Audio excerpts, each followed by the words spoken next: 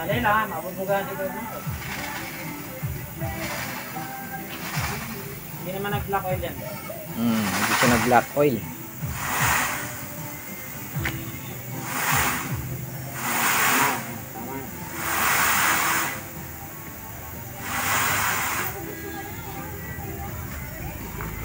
Sana.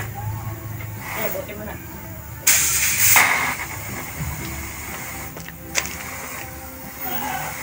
Ayan.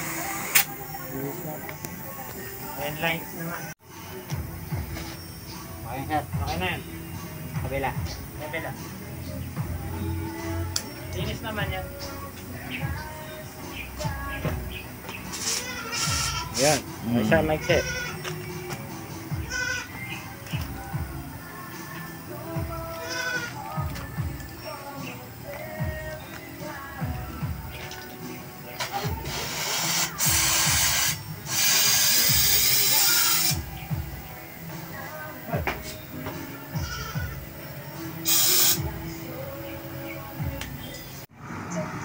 Yan sir, anong tawag po dyan sir? Dito? Thermistor. Thermistor. Thermistor, yan. Kine-check ni Sir Dennis yung resistance niya. Normal base is 1.6 to 2. Ayan. Ayan, kine-check Kaso niya. mainit eh. Kaso magamit.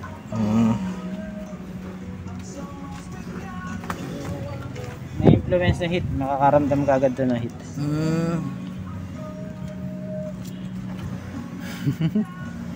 Napagod. Ayan. Ayan, 2. 2. Ayan, Yan, 2. Lumabot sa 2.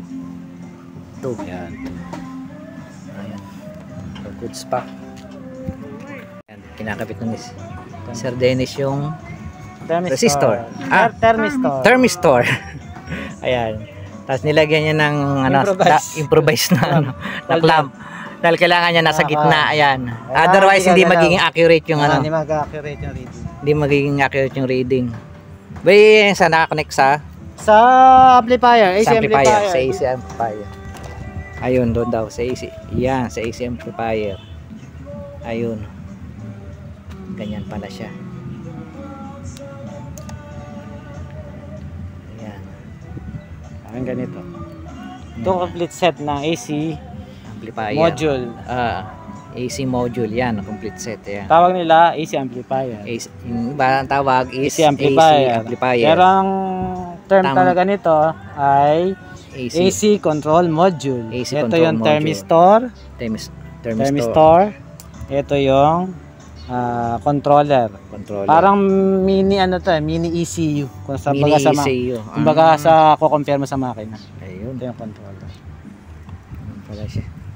Ito mga socket lang. Ngayon, importante daw siya dahil pag malamig, diba baba mo yung slider doon sa loob ng cabin mo. Kapag mainit, itotodo mo siya. Pag mainit, hindi katulad hindi katulad nito. Ayun. Ayan eh. Ganyan, hindi ako pamilyar dyan sa thermistor. Pala may thermistor. Ito tawag nila. Ayan. Mechanical thermostat. Mechanical thermostat. Ito yung nasa ilalim ng dashboard. Hindi mo na ma-adjust kasi pag pinix ng AC technician ng nasa mga settings sa mga 18 or 16 degrees, permis mo na, hindi mo na magagalaw ito. Nasa ilalim ito eh. Hindi mo na mahihipo. Yun yung ano niya. Ito yung disadvantage ng mechanical. Ayun. So sana nasa harap mo to, pwede mong pihitin. Pwede. Hindi, nasa ilalim ng glove box, nasa likod ng glove box to eh. Oo. Kaya tatama rin kang, saka totally hindi mo na siya hindi mo na siya mababago yung temperature settings ng ng DC system. Unlike nang merong automatic na. Unlike na meron siyang AC control module or AC amplifier na ito yung OEM ng Toyota Big Body na hanggang 96 model yata ito or 98 model. Conforme sa year model. Tsaka sa supplier. Ano to eh? Sanden. Sanden din. Sanden. Sanden yan. Hindi lang nabasa. Pero sanden yan. Isang supplier nila ay Denso. Denso. Pero same lang din ang prinsipyo. Yan, sinasalpak na. Hindi sanden. Ito ang papapay. Hindi pala match. Hindi ko nakapun.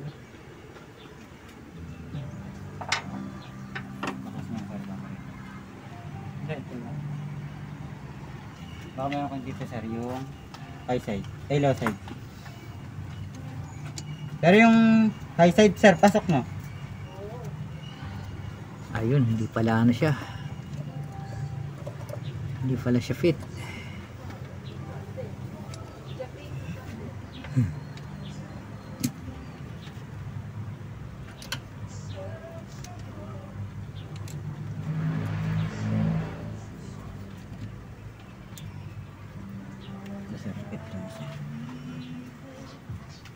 Yung isa lang.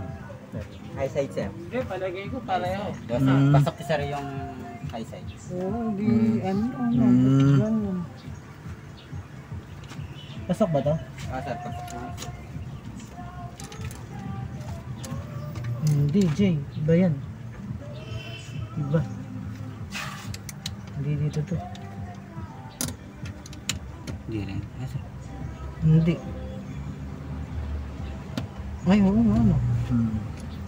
Sakto yun. Yung isa lang. Nasa may luma? Oo, bato. Okay, yan. Ang ginawa po namin, pinutol namin yung isa. Yung fitting niya. Pinat namin. Ito. Ito yung isa. Nilipat na lang namin. Ayan, para ano siya. Pinahinang na lang namin. Ito na ngayon. Ayan. Ayan. Pinahinang namin. Siya. Ay, matanggal nito nga ba? Bali po pala kung yung nabili natin na bagong evaporator na laminated, fitted pala po siya sa mga models na 1995, 94 pababa. Pero sa mga 96 model, hindi siya po pwede. Ayan. Ayan ginawa natin. Nagpahinang na lang tayo ng eto para sa fitting niya.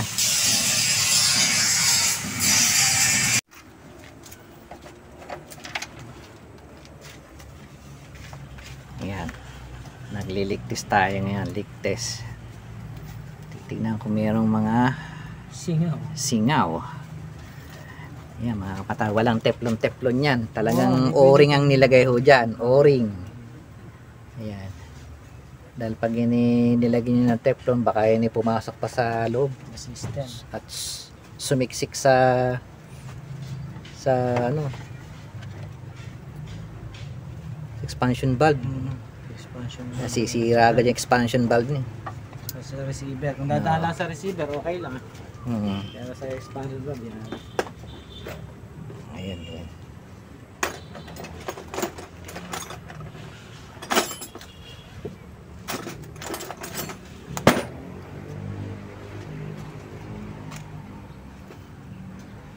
Okay, wala. Wala.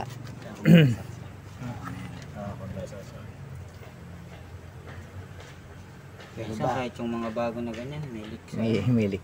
may leak po sa Eh kasi nga, pag di tama yung kinabit na tornilyo, No. mahigpit na maluwag Oo. tawag doon.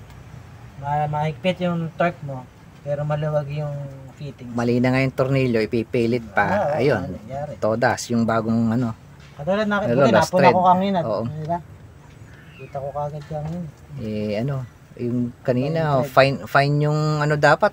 Nakakabit, ano, yung Course yung nakalagay, Oo, course thread. yung course. Gaspang. Magaspang na.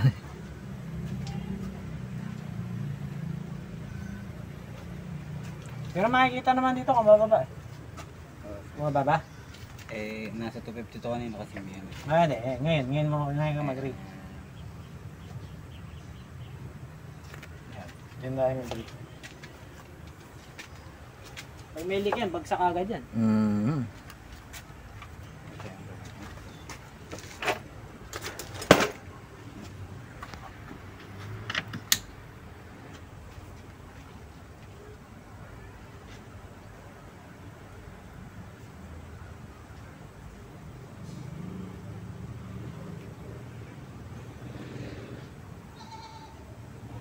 Taas pa lang binigyan yung pressure.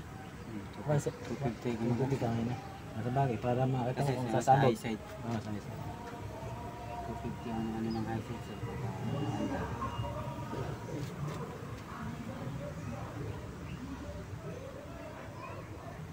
Tingin ko wala. Bago ka rin. Wala. Evacuate Wala. tayo. Walang ano. Vacuum tayo ngayon ha. Hindi, ito. Testingin natin. Alisin mo ito. Lalagyan natin ha. Ano? Testing ko dyan. Pari mo. Yan, Ganun vacuum din. naman. So okay naman yung Vacuum naman tayo ngayon. Para may Kailangan pa, pag binacuum po, kailangan umabot ng na mga in between 30 and 20, mga 25 man lang. 25 man lang. Para ma-evacuate niya yung ano sa loob. Yung mga impurities. Gaya ng moisture, dapat mailabas niya. Kapag kasi binacuum mo, madaling mag-boil yung liquid sa loob. Pagka under vacuum. Mag-boil siya, at the same time, itatapon dun. Kaya umuusok-usok yan, parang vape yan eh. Kung malamig ngayon, makita parang may mag-i-steam dyan. Yun. Eh, since na hindi naman na-expose yung AC system natin ng matagal sa atmosphere, wala kang gano'ng makikitang steam dyan. Steam yan eh. Buboil niya yung moisture sa loob ng system, itatapon niya dyan as steam na. Eh, may makikita ka dyan parang usok na mga konti. Kung malinaw-linaw mata mo, meron dapat lalabas dito.